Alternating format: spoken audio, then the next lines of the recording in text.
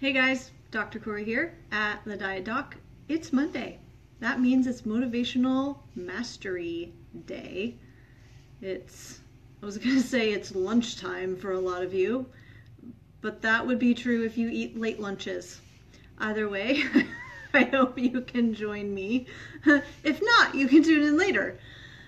So last week, guys, we talked about 3 different pillars of motivation, right? One of them was awareness. Another one was authenticity, right? Sorry, I'm getting dinging everywhere. Hang on one second. Hi, Lydia. Hi, Corinne. How are you guys? Awesome. So the three different things, the other one was attitude. So awareness, attitude, and authenticity. Hi, Donna. Hey, Keith. I haven't seen you in a long time, Laura. And so today, I just kind of wanted to give you, because I've had a lot of people ask me, like, so when you talk about authenticity, Kori, what does that mean? And I drilled down a little bit last week into it, and to me, it means character, right?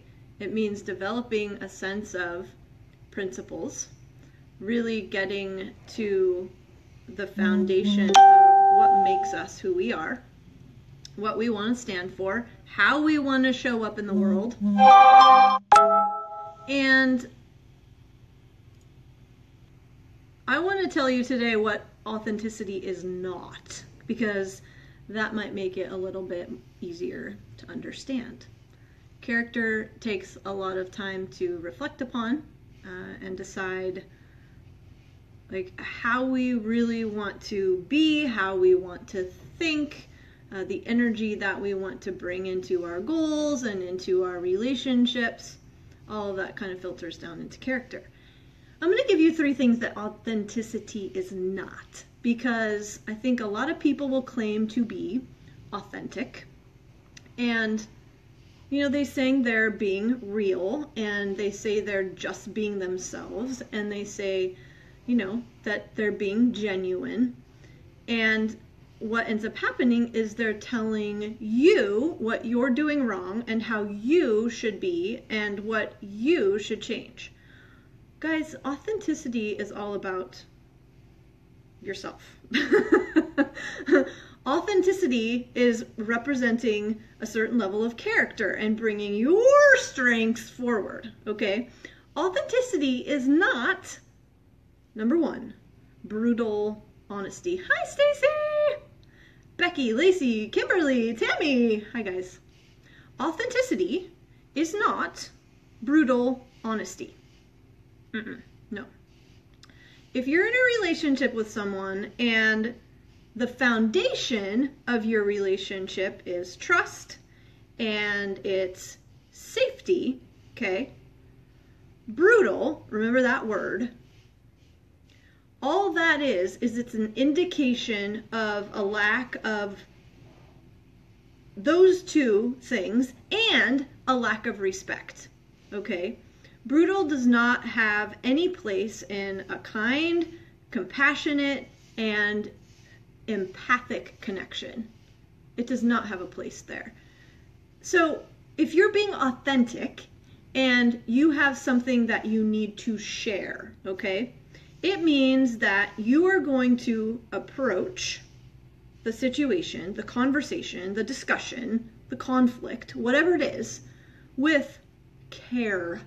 You're going to approach it carefully, right? To describe your experience without blaming, without shaming, and without criticizing the other person, all right? So, number 1, authenticity is not brutal honesty. It's honesty, but with compassion. Number 2, honesty is not defensiveness, okay? Sorry, authenticity is not defensiveness, and it's not passive-aggressiveness. What's up, John? Bailey! Hey, Dave. Hey, Amber. Hey, Kim. It's not defensiveness, and it's not passive-aggressiveness. So, if you are hurt, if you are angry, If you are disappointed, for example, authenticity, if you were going to act in an authentic way, would be to say, you know, I'm feeling hurt, or I'm experiencing a level of disappointment here, or gosh, you know, I'm angry. That's authentic, guys. It would be to express yourself truthfully, yourself, not telling the other person what they have done wrong or what's wrong with them. Remember that the definition of authenticity, okay, is to be real, to be authentic, to be, imagine that, to be genuine, to not copy or be false, okay? It means to be true and to be accurate. Defensiveness, this is how I like to look at it.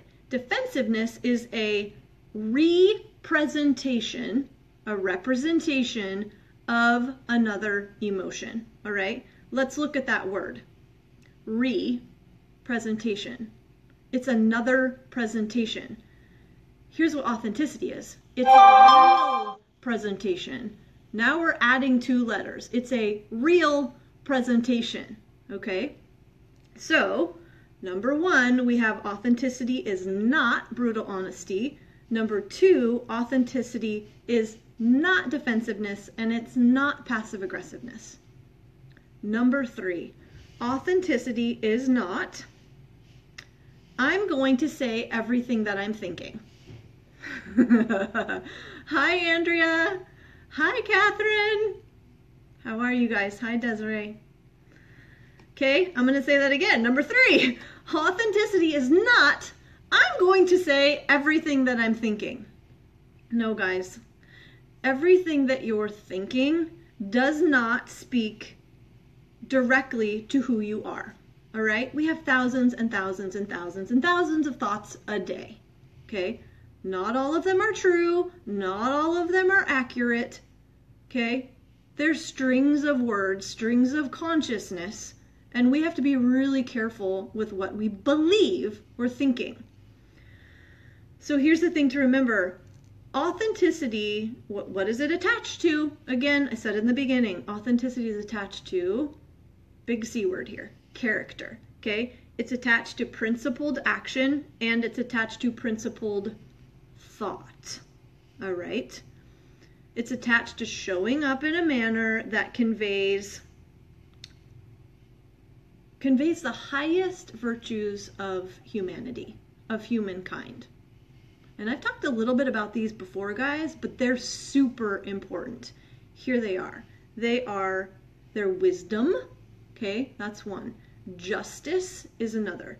Courage, transcendence, humanity, and temperance. All right? Big words that represent very big concepts. Now, think about what each one of these means. Let's use the anger example, okay, from number 2. If you were to act in an authentic way when you were feeling angry, and you were going to do so with those 6 virtues, what do you guys think that would look like? It would look way different than if you were just to spout off and tell someone what's wrong with them and let them know that they pissed you off. Okay? Anger with wisdom, that means there's some reflection there, right? So we would stop. We would gain a sense of awareness around where that emotion is coming from. Anger with justice, stop and think about what that might look like. Anger with justice. That might include asking for help in understanding the fairness of another person's actions. Okay? What's up, Doreen, Sherry, Stacy? Hi, Amber. Now, anger with courage. Let's think about what that might look like. Anger with courage could be connected to expressing how you're feeling, expressing what you're experiencing, and why. to the other person. Okay, that takes courage sometimes. If you're going to be authentic and you're angry and you're going to be courageous, it's having the difficult adult conversation. All right? Working it through. Anger with courage and authenticity. Working it through like an adult. Reflecting upon it. Gaining a level of awareness and having the difficult adult conversation. All right. Anger with transcendence. This is an interesting one. This is like getting ground level, really granular, right? Taking a very kind of present approach to things. So anger with transcendence might be to appreciate the sensations of that anger, right? Where do I feel it in my body? Instead of getting caught up in it, I'm going to observe it. That's what anger with transcendence would look like. Okay? So, I've talked about how emotions are energy in motion. Anger produces energy. Anger is an emotion. So it's with transcendence, authentically, it's to be able to appreciate what those sensations are in our bodies. Hey, Kyle! Okay? And you could use those to propel you forward in a positive way. You're gaining an understanding of yourself here. Anger does not have to propel you in a negative way. Okay? Now, anger with the virtue of humanity. So anger from a humanitarian perspective might mean that you realize that the emotion you're experiencing, everyone experiences it, that you're not alone in it, that there is this sense of common humanity, that no, you don't have to think that you're alone and isolated and that you're the only one who would ever understand what that experience is, okay? And then the second piece of that is to meet that anger with compassion. Oh, this is uncomfortable. This is not something I want to be experiencing right now. Not ideal. And I know I'm not alone in this, and that it will pass. That, this is temporary, and it's a moment. It can feel like a moment of suffering, but it's not going to stick around forever. That's compassion, guys, and that I don't have to get angry because I'm feeling angry. I don't have to blame myself for feeling angry. It's there. Okay, I can meet it. I can meet it with that sense of common humanity. Then the final one, guys, is temperance. This is another character virtue. If I were to meet anger with temperance, you ever said to someone, man, you just have a very temperate personality. You're approaching this with in a very tempered way. It's it's easy kind of to be around. Okay, that's how I kind of look at temperance. So anger with temperance might look like you recognize that underneath your anger is, I know you guys don't like this word, most people don't, but underneath that anger is a little bit of vulnerability. There's a little bit of a piece of you underneath that anger that is hurt and that needs your attention. That doesn't need to lash out, but that needs a bit of kindness. Okay? So, let's review. The 3 things that authenticity is not. Number 1, it is not brutal honesty. Okay? Number 2, it is not defensiveness, and it is not passive-aggressiveness. Okay? Number 3, it's not, I'm going to say everything that's in my head. No. It's meeting the thoughts that you recognize you're having, okay, with a sense of groundedness, right? With a sense of reflection. Gaining some level of awareness so that you can express yourself in a way that propels you forward positively. All right, guys, I hope this helps. It's your Monday motivational mastery session, and I look forward to seeing you again soon. Thank you. Thanks, guys, for watching. Thanks, Rich, Kelsey, David. Thanks, guys. Have an awesome rest of your day. Bye.